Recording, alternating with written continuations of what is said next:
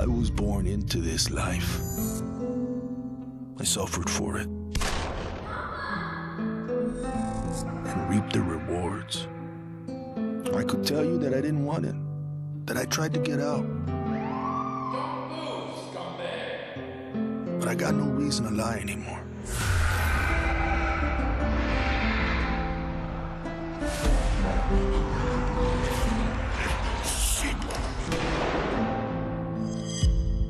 That life is the only reason I'm still here.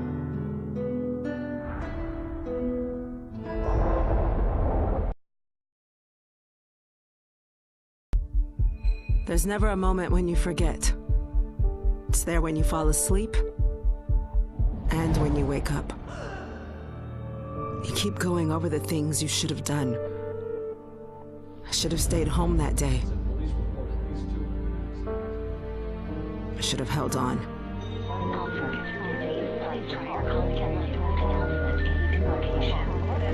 The agony is always there. But I've learned to live with it. Because the only thing stronger than regret is hope.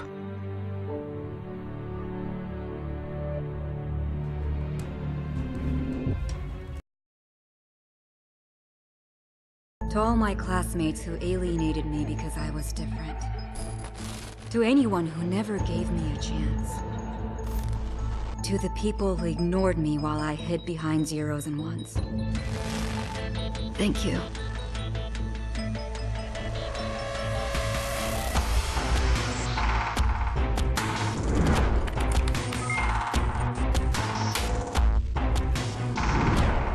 Without you, I would never have made it this far.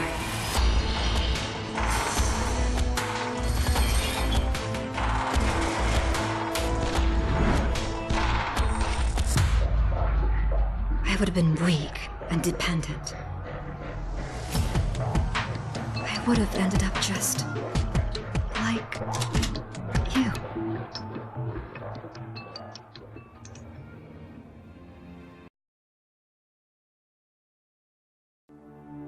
Where there is life, there is light.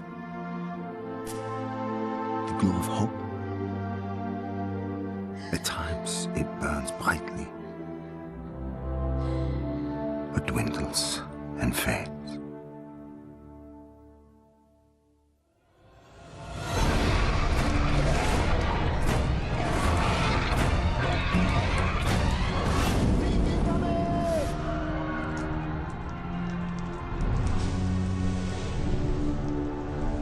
But once it is lit,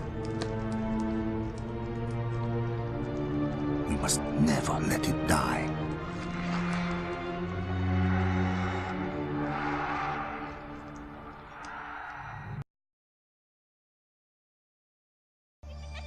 My earliest memory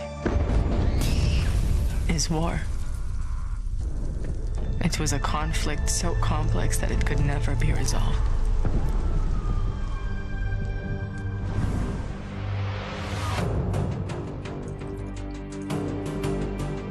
But this war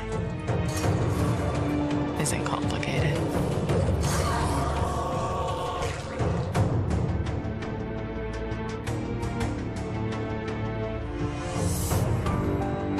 Death is still heartbreak.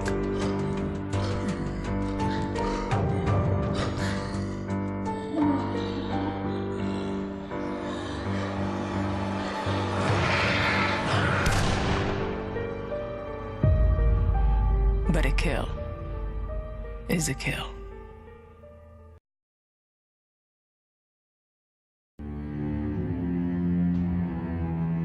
Don't play in the dirt, Ethan. Stop fighting, Ethan. Be polite, Ethan.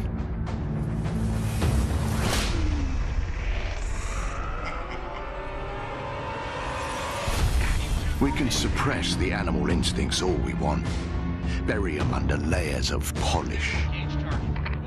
But they exist for a reason. When we lived in a genteel fairy tale world, somebody did the dirty work out of sight.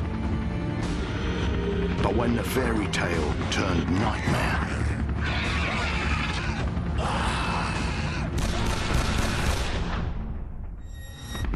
those instincts were the only thing that kept us alive.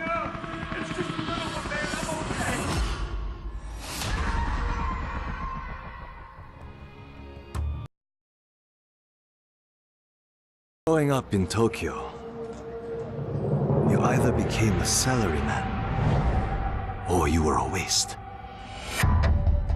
If you asked around, it's safe to say I was the latter.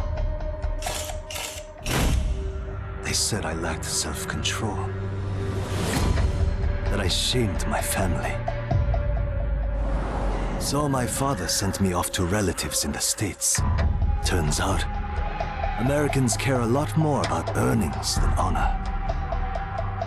Which worked out fine. Until the Zeke showed up.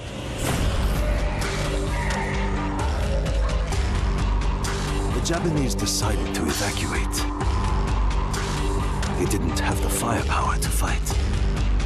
But I had special skills. So when everyone else was leaving, I went home.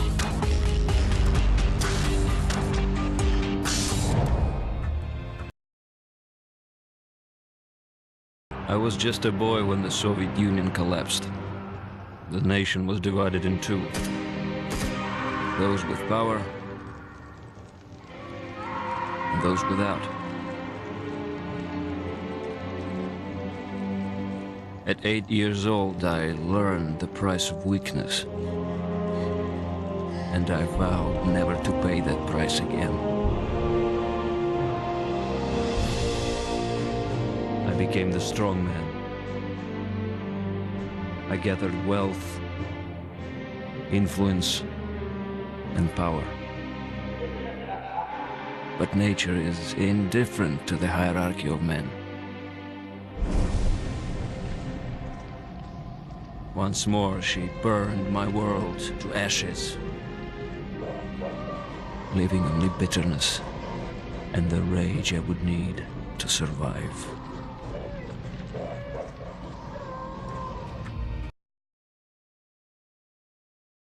There were moments when men's cruelty could not be explained.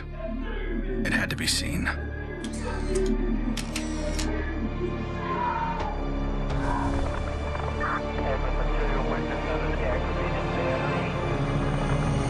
The perfect shot pierced our numbness. Sent up a flare to save the next generation. It said, "This is where we've been. Don't follow." Then there was no one left to heed the warning. The only one left to save was yourself. Nobody expected a 9-year-old girl from Tokyo to be fascinated by guns. Nobody imagined a 22-year-old university senior would drop out and train for the biathlon. Nobody believed that the daughter of a salaryman could win Olympic gold. And nobody predicted that a necrotic plague would decimate our planet's population. But life is all about the unforeseen.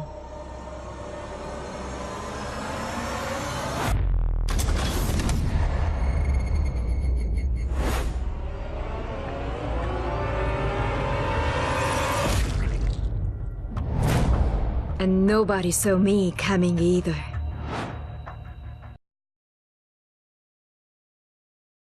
I was never afraid of Cachet the Deathless. I laughed at the fairy tale of this undead phantom. A woman of science would never fear such silliness. But what do we know?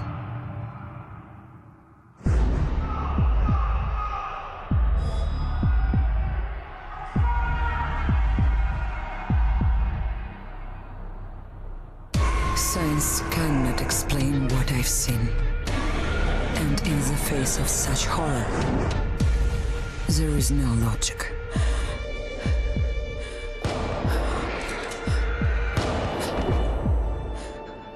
Only faith.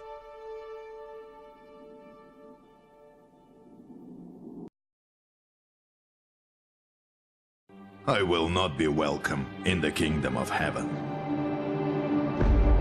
That fate was never in the cards for a man like me.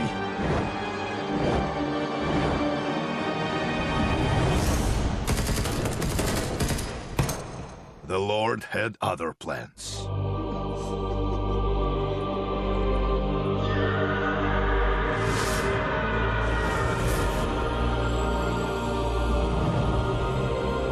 I have made my peace with God.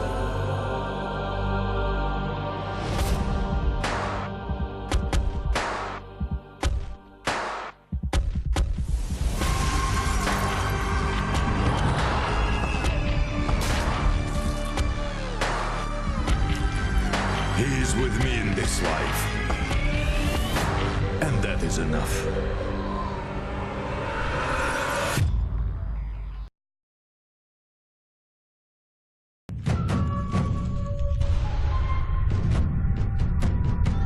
I was 11 years old the first time I felt the ground shake. My instinct was to leave. But my grandparents wouldn't hear of it.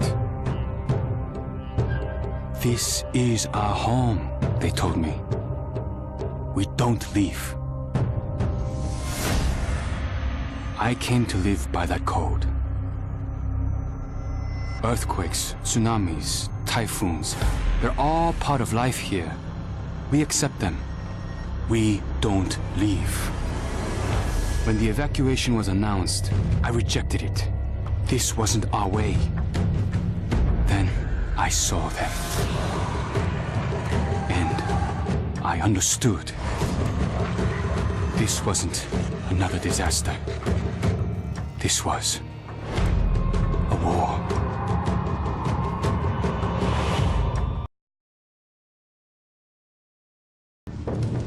We're so small, really. Insignificant. In the grand scheme, one life means so little. You dedicate yourself to a principle. But in the end,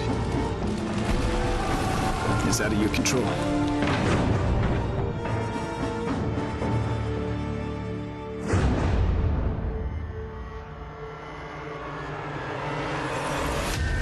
In this world, principles get you killed. You lend a hand, it gets torn off. You hesitate, you die. So you want to save someone? Save yourself.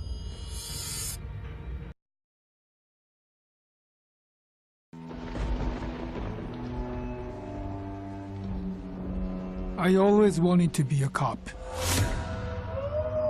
Thought I could do some good. But the scum on the street kept destroying lives. While I was wrapped up in red tape.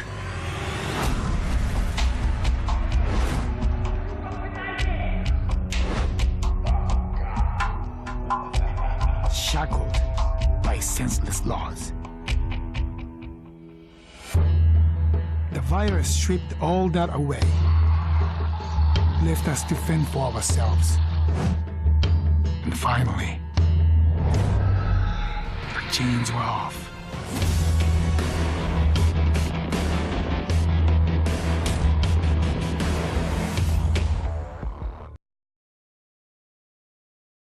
People don't believe something can happen until it does. They live in cheerful ignorance of the coming storm. I could see nothing else. When it finally arrived, I felt relief. At least now the danger had taken shape.